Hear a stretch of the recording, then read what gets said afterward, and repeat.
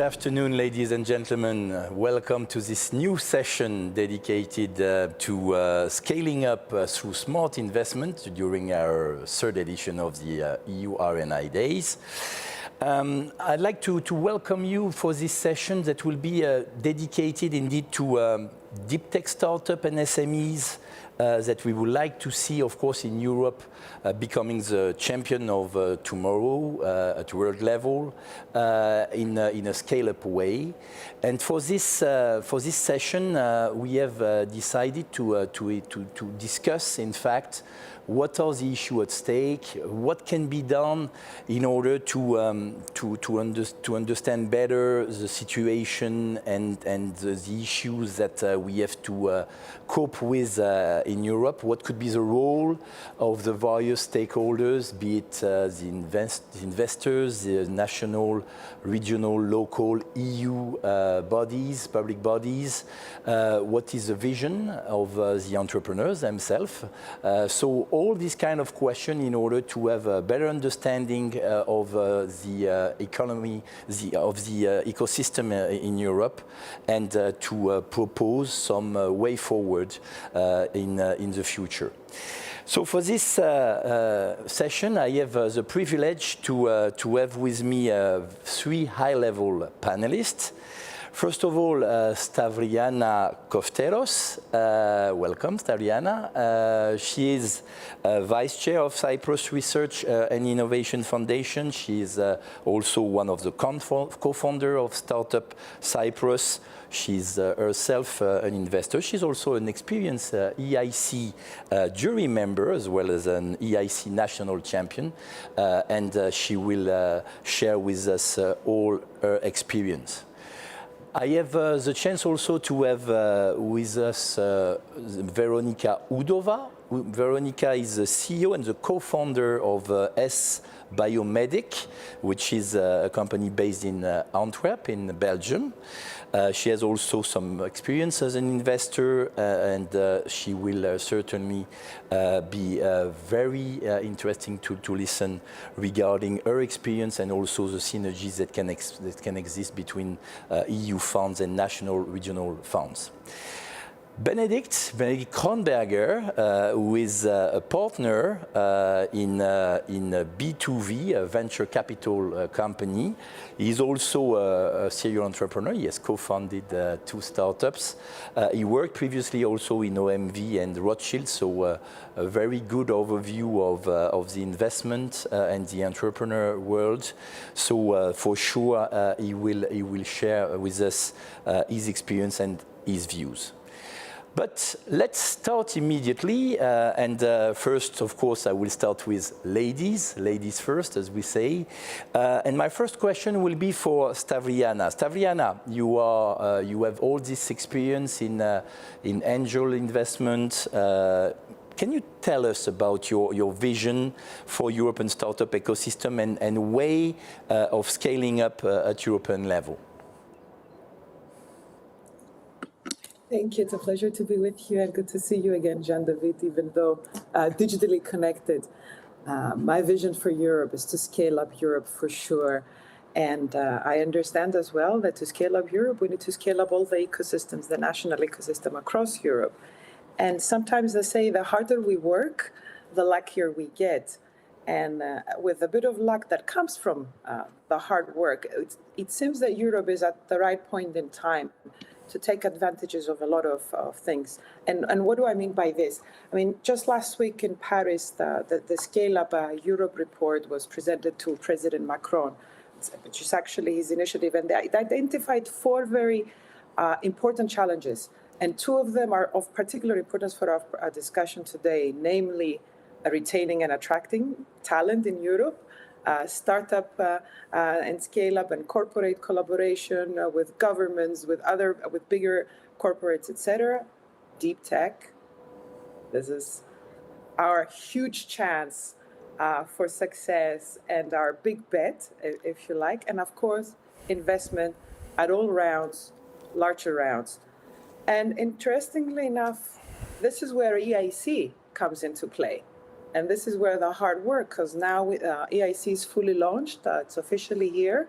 And it does attack the big challenge of deep tech and commercializing and scaling deep tech innovation in Europe and making sure that it will crowd in private investors, so there are bigger rounds and hopefully even bigger exits, so that more investment money will be crowded in from the private investors, so that we can actually scale companies in Europe, not only have unicorns, because as EIC says, it's the place where unicorns are born. And Startup Europe says we have a goal for 10 scale-ups, European scale-ups of 100 billion each. So that's a new term, decacorns, by 2030. So not just giving birth to the unicorns, but making sure they remain European. And this is where it is literally up to us, everybody, the national ecosystem, the European Commission, and everybody in the innovation and startup ecosystem to make sure that we win this war, because it's also war, quotes unquote, it's also a global competition of making sure that our amazing deep tech innovation remains European and it's scaled and creates value for our society. Thank you, Stavriana. Indeed, you mentioned the launch of the European Innovation Council, to which you have participated from the very beginning, thanks to your involvement in a numerous of activities that we have launched in the context of the pilot, and where indeed one of the objectives is clearly to help these deep tech startup and SMEs that are emerging in Europe to scale up as quickly as possible and to pass indeed this valley of death that they are confronted with, in particular because they are deep tech oriented, and these technologies, that disruptive technologies that they are carrying out, need this kind of effort. I'd like to come to you now, Veronica. I mean, you are the co-founder of S Biomedic, so you have this experience of a company. I'd like to listen from you regarding your experience on synergies that may exist between EU support and national, local support in your experience. And on this basis, what are the strengths that you see in our ecosystem, but also, of course, what are our weaknesses? What are the challenges that we have to cope with? Yeah, thank you for the question. It's for us. I mean, I can talk from the experience of S Biomedic and give you example how we have leveraged the different funds and different support. We have started it around with S Biomedic as a startup in a biotech in skin microbiome. We have started around 2014. We have started actually with a grant outside of Europe. I can come back to that later. But then very quickly, we have enjoyed first European support when we were part of a university clinic, the dermatology unit, where we have used funding to generate clinical data. And that was very, very helpful for our engagement then with industrial partners and corporate partners. Then from there, we basically leveraged national funds. That was then in Belgium when we received the support for our R&D, for really research and development of our acne program, and then later an aging program. And the latest one that actually is at the moment one of the most important ones for us, is the funding from the EIC fund that enables us to go to the market. So basically that funding enables us to define the route to market and to prepare everything for launching our first products, which are skincare products containing live bacteria for acne-prone skin, to basically bring them to the market this year. And that funding has been really crucial for us to grow, to scale up, to go to the market. So I think this, what I see, this is kind of one of the strengths, that you can combine grant supports for all different parts of the journey, starting with really R&D, clinical research, and then going to the market. The one that we found difficult was really the very, very beginning, where we had to go outside of Europe to basically be able to really start as Biomedic. It was an accelerator program in Chile, in Latin America, and the reason was that we didn't find anything similar in Europe. So we didn't find an accelerator that would give us financing and at the same time give us enough freedom and enough no strings attached to basically build up as Biomedic. Thanks a lot. I mean, very interesting experience. In this context, Benedict, I mean, you are, let's say it's very broadly, you are an investor. So, and you have this experience of the EU venture capital, which has its own characteristic in comparison with the US. How do you see the situation? What are the evolution, and in particular regarding the support of deep tech startups? What are your views on what should be done, what should be brought in order to tackle a number of challenges we are facing? Yeah. So good afternoon, everyone. Thanks for having me. So I can totally understand, unfortunately, that experience that S Biomedic had. Especially a couple of years ago. I think the situation has improved a lot over the last couple of years. For instance, today, Europe makes up roughly 15% of total VC investment globally, whereas in 2004, we only had roughly 4% of VC investments globally spent in Europe.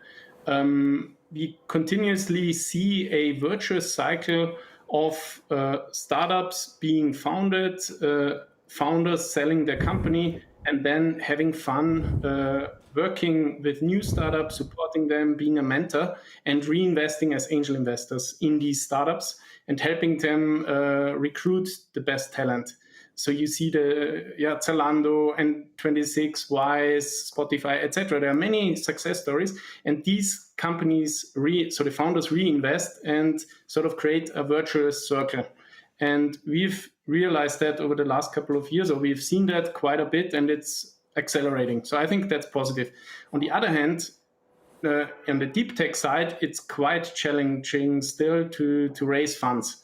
Especially if you go to the later stages, it's very, very challenging. We in Europe, we lack the larger funds, the funds that can actually invest 10, 20, 30 million into a deep tech company. Yeah? And generally, deep tech companies also have a longer investment horizon that some of the investors don't really like. So you have sort of a mismatch of expectations and the funds that are available. And we are still sort of struggling with that. Thanks a lot, Benedict. As it was mentioned in her first speech by Stavriana, I mean, we launched recently the European Innovation Council. And as you know, one of the dimensions of the European Innovation Council, in addition to the stimulation of the emergence of radical technologies that could turn ultimately into game-changing innovation, is indeed to accompany those deep tech startups in their scale-up. I mean, to take this kind of risk, but to do it without, of course, creating a crowding out effect from the private market. And in other words, to do it together with VCs, with promotional institution bodies, and others. I mean, we launched this in the context of a pilot, and I'm very pleased to use the opportunity of this meeting to announce you that the board of the EIC Fund last week have achieved already an amount of decision which is equal to €500 million of investments in startup and SMEs, together, of course, with other investors, with qualified investors in the tour de table, if I could say it this way. Just to recall you that the first one was one in France, called Wave, where indeed the EIC fund provided €15 million of investment, but other investors provided 20 other million euro. How do you see, and here I'm addressing, of course, Benedict, but also Stavriana, how do you see the possibility to reinforce this cooperation between bodies such as the EIC Fund and the venture capital community and other type of investors? Maybe we start this time on the opposite order with Benedict. Benedict. Mm-hmm. Yeah, thank you.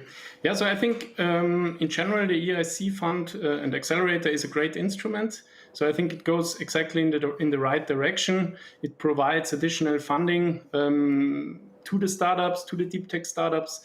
The problem that I'm still facing is, that I still see is it's a little bit bureaucratic, and it takes quite a while to actually get the funding. So because you need to apply for a grant, and then you may get equity as well, and it's just a long process that many startups actually don't have the resources to comply with the application process. So that's one of the issues that I'm still seeing, but I think it definitely goes into the right direction. And we even have 2 companies that I'm aware of that are applying for that EIC fund. Thanks a lot, Benedict. And then I take your point that indeed we have to speed up the process. Of course, we were in the pilot phase. We had to set up this fund. It took a bit of time, unfortunately, but now we are speeding up. But it's a very key point that you are addressing. I mean, we should be as reactive as the market is.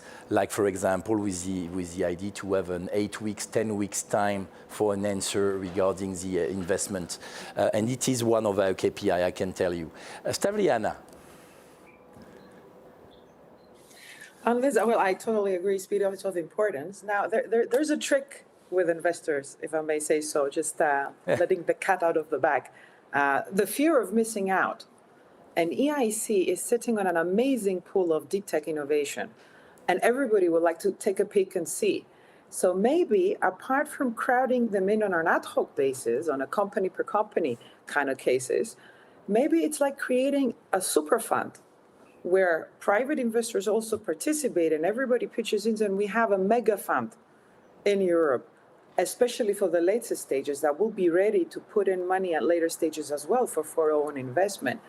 Apart from that being a really big communication move for funds outside of Europe to bring money in Europe, it will be probably a good incentive and motivation for European funds to say, all right, let's go play in the really big league with a bit of de-risking as well. And it does show amazing political will to make this happen, because this is a big opportunity for Europe that we need to win, basically. So maybe we all need to work together and make it happen.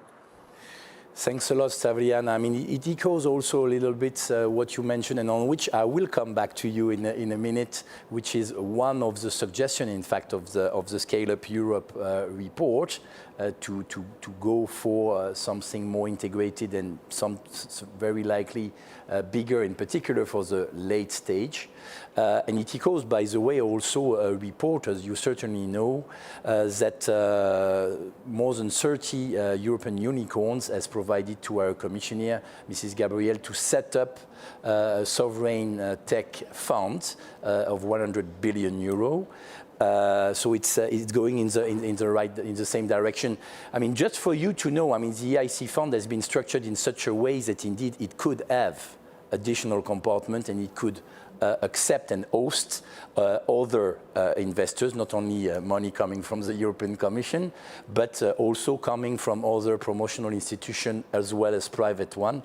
And we are already in discussion with a number of them to elaborate this for the reason you mentioned, in particular compartments that are covering thematic dimension or geographical ones.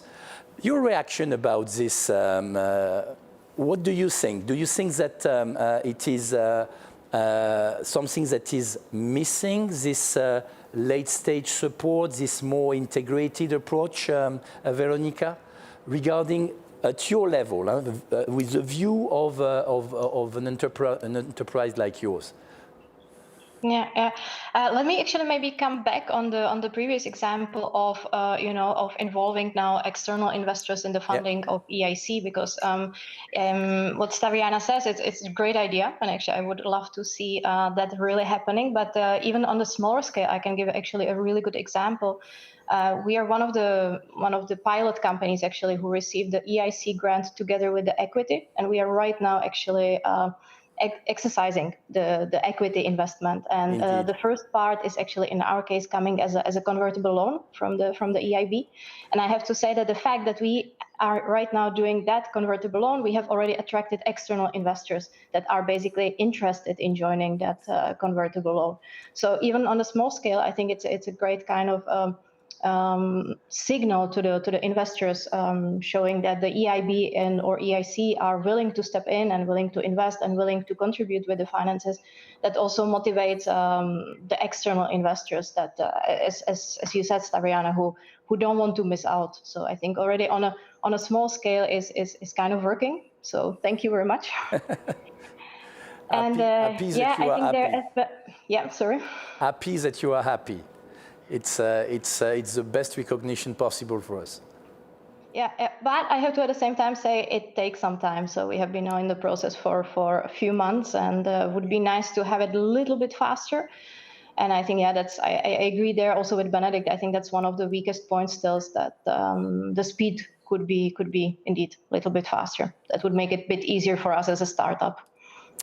Indeed, and as I answered to Benedict, I mean, this is indeed for the fully fledged EIC, and that is starting now. Our ambition, and clearly to achieve length in terms of answer regarding the investments that are similar to the ones that you are finding on the market, in order to tackle indeed your need to have a quick feedback. I would like to come back on one point that was addressed initially also by Stavriana on the main recommendations that are in the Scale Up Europe, and that are reports that are indeed complementing or sometimes echoing what has been launched already at the level of the European Union in the Horizon Europe program, in the EIC notably. I'd like to listen to you in particular regarding this idea of developing deep tech scale-ups, and therefore this is linked also to the point that you have addressed, Stavriana, on also tackling the issue of maintaining in Europe these companies in the future. So the idea behind of what some people will call sovereignty, that inside of the Commission we are calling open strategic autonomy, but everybody understands what is at stake here. So my first question, and my second question is on the other one, the talents. Because we have talents in Europe, but we have also to tackle another set of issues on the capacity to keep our talents, to give the possibility of our talents to develop their ideas and to develop their companies. And in particular, what to do in particular for female entrepreneurs or inventors, which are where we have also there another challenge in front of us. So and there, I start again with Stavriana. Stavriana. Well, starting from the talent in reverse, I think even though as European Union we're a very diverse union, we seem to be kind of not very accommodating to import diversity from third countries, or even for the female population of the continent. And this is not something that's only unique to Europe. It's happening all over the world. I mean, we know the statistics with underutilized female engineers, underutilized female entrepreneurs. They don't get funded as much as, shall we say, white male, they will say, in the other part of the Atlantic. So it is an issue. I think we're better positioned in Europe to do something. And there is an initiative from the EIC as well with the Women Innovators and Women Entrepreneur Awards. But also it is something that EIC is looking into the way they invest in startups that have female leadership at C-level. So this is taking a very positive bias to not only state a point, but putting our money where our mouth is, so to speak. Now, how do we attract and retain talent? Well, as usually in Europe, we have another trait. We want to change the world. We have social values that we want to realize and not just make tons of money, which is extremely positive, of course. And this is of particular importance in commercializing deep tech from universities, because you take a researcher that spend their life researching and having their PhD and post-PhD, and they want to do things to change the world. And it's not particularly only for, we're going to make lots of money out of this, but it's realizing their vision. And the way to do it is it's coupling these things and making sure we help them make the transition so they scale their deep tech. And staying in Europe, I would say another factor is regulation. Sometimes we're a bit too trigger happy in Europe with regulation, so we have to be proper and lighter on that to make sure we're welcoming foreign talent into the European Union. We have the right stock option plans across the union. It should not be a matter of competition among member states. It should be a European stock option plan, because that's how we truly reach a 500 million market. And that is massive. It's bigger than the US and bigger than half of Asia. Well, sort of, if you keep out two very big ones. And this is our competitive advantages. And just to wrap it up, there are other softer measures as well, because we are talking about the Commission as well. And PCP and innovation procurement is an incredible opportunity for the startups it wants to scale through EIC. And this is literally, okay, we're eating our own dog food.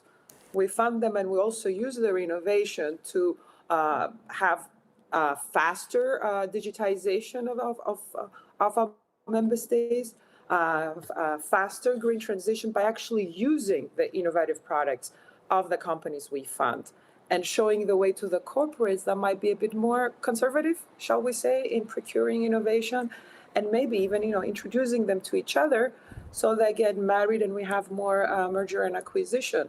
And all of this will create a better outlook and a better potential, because there's going to be a potential of exits and bigger exits. So that's also very important for VCs at any stage when they get in.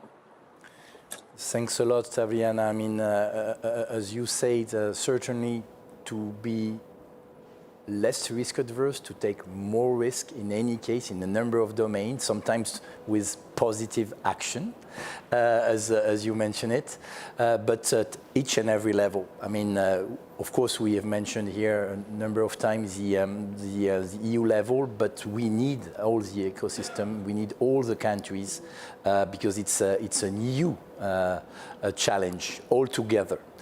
Benedict, your reactions on this recommendation that we have slightly already addressed with Tavriana, with your views as an investor? Yeah. No, I totally agree. I think diversity is a big problem. For instance, I started in VC roughly 10 years ago. And at the beginning of my career in VC, nobody spoke about diversity, or hardly anyone. At least now it's uncovered and we are speaking about it, and I think we are starting to change it. But not only on the founder side, it's also on the investor side. It's a very male-dominated industry, white male industry. So it's a lot of white partners, and it's the same on the founder side. Most founders are male and most are white. So I also lack a lot of diversity, and it has to do with the things that Stavriana mentioned. Yeah, it's difficult for people from around the world to come to Germany, for instance, or to Europe in general. It's difficult for us in Germany, for instance, to have somebody employed in Romania and give them an employment contract, because you would need to set up a company there, or it's like a freelancer, etc. It's just complicated. We need to get a standardized common market and to be one Europe. So I think that would help a lot to increase diversity overall. Thanks a lot, Benedict.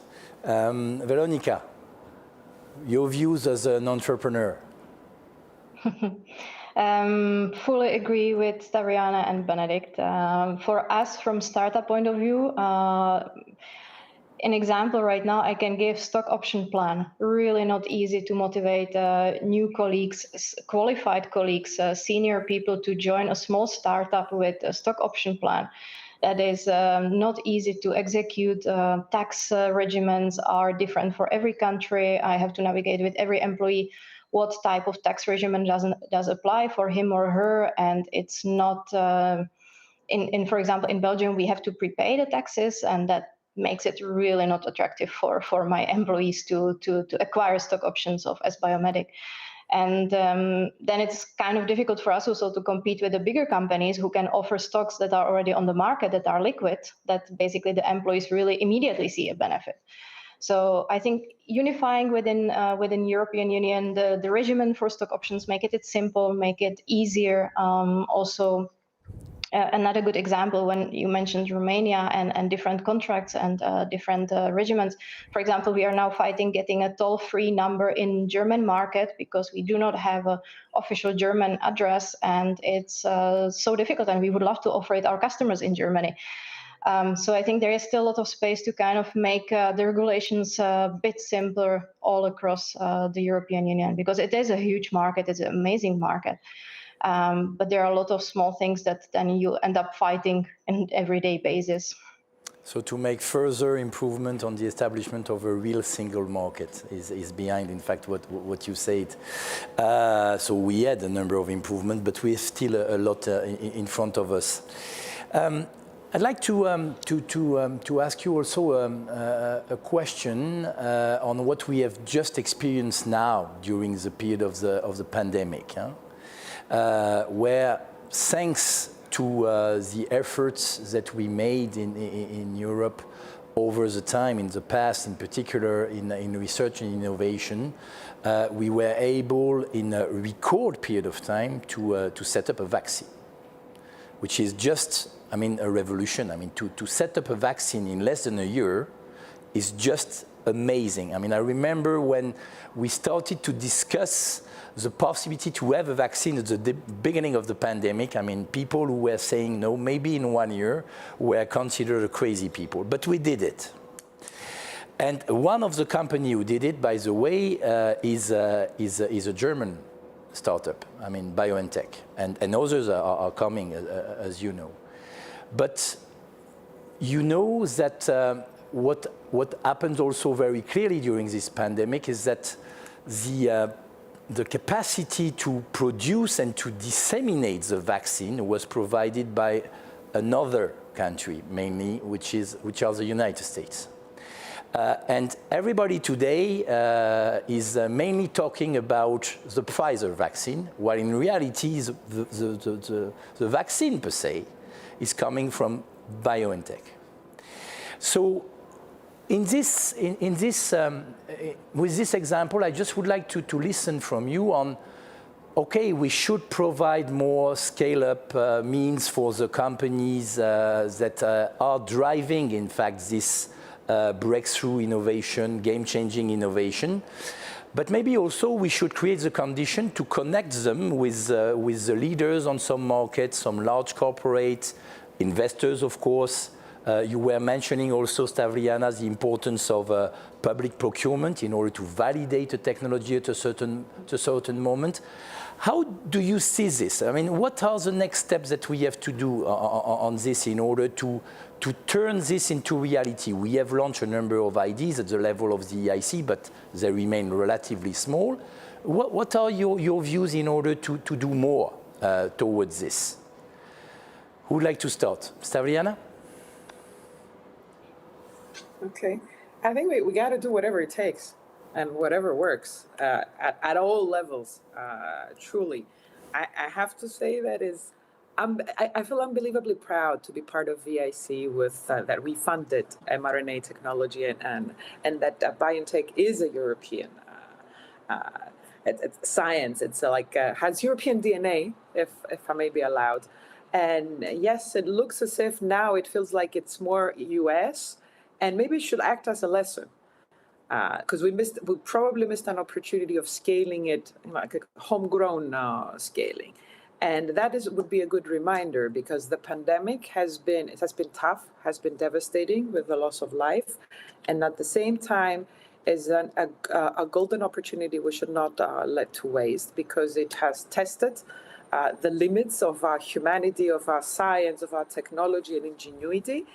And it has really proven that, yes, we can move fast. Yes, we can have vaccines in 1 year, which, I mean, I cannot imagine the look on the faces of people and how they reacted when they said, we're going to have a vaccine in 1 year. They probably thought, okay, crazy, lock them up. they're not making sense. So we can actually do it.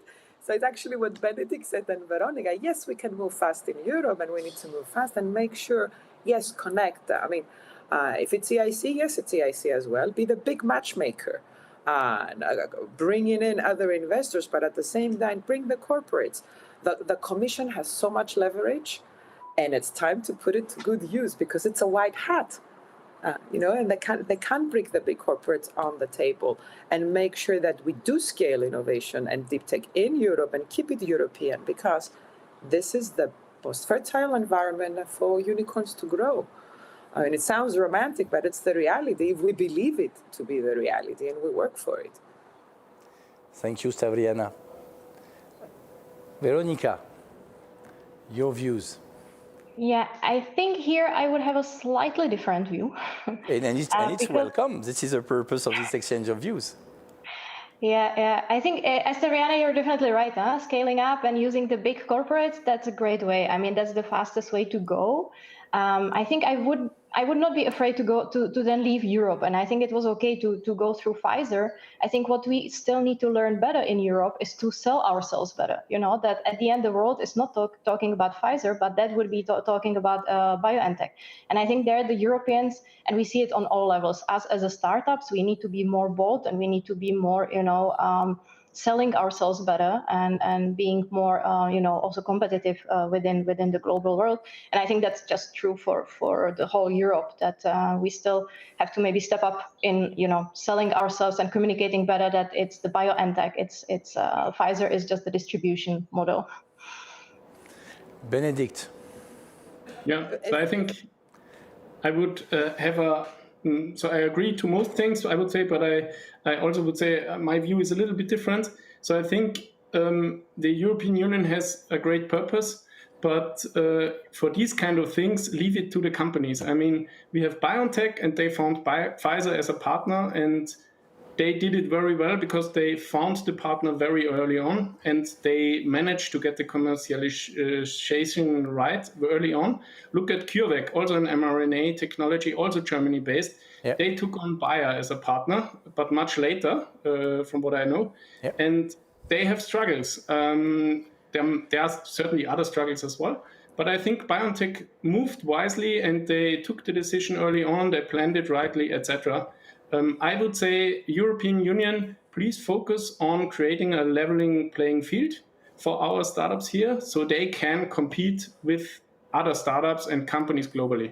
So reduce regulation, create access to capital and all these kind of things. But then the rest, they can take care of themselves.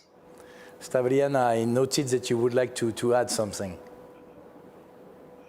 Yes, just to say that I actually agree with both of you on this, and it's more about making sure that our corporates make sure that they get better so they are attractive to our startups, not that they have to and not pursue the best deal. It's just, I want to see kind of like a vision to say that European ecosystem is the most attractive one for the startups, not to keep them by force, but to make sure that this is the best and they choose it as the best. So there's a lot of work to be done on all levels.